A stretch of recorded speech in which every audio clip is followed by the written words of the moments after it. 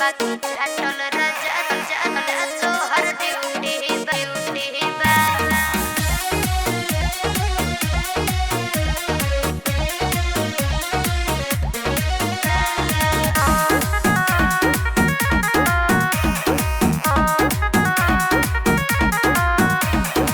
भारत एही में बा खाली जाहो एही रहन से हम बानी तबाह। अच्छा भारत एही में बा खाली जाहो एही रहन से हम बानी तबाह।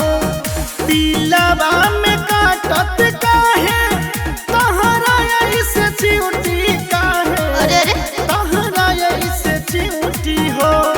हाँ तो सुने उठा लाले लगावल हमर ब्यूटी बा अटल राजा तो हर ड्यूटी बा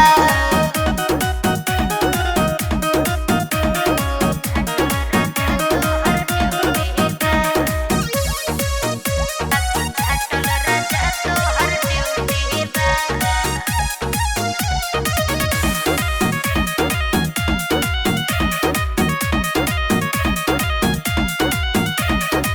रउएला पेन्ही हम बलिकन बाली हम खूबे झमकाइले देखिले ऐसे रउआ जे घूरे काहे बलम खिसियाइले काहे जे ए धनिया रह तू सादा सिंपल। अच्छा मेकअप कइला से निकली गाली या बन पिंपल। भानो असही रूप तोहर लागत बड़ क्यूटी बा हो लागत बड़ क्यूटी बा। ए उठा लाले लगावल हमर ब्यूटी बा अटल राजा तो हर ड्यूटी बा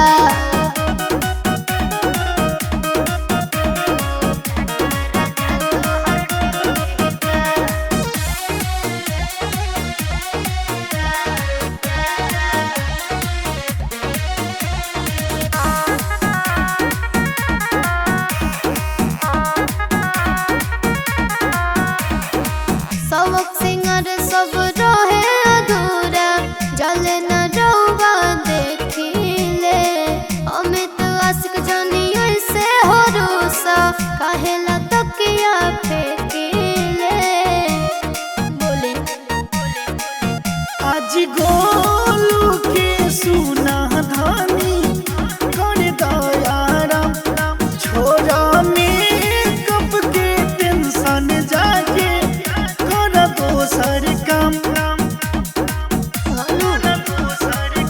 मीठी मुस्कान तोहर लागत बड़ सिउटी बा हो लागत बड़ सिउटी बा।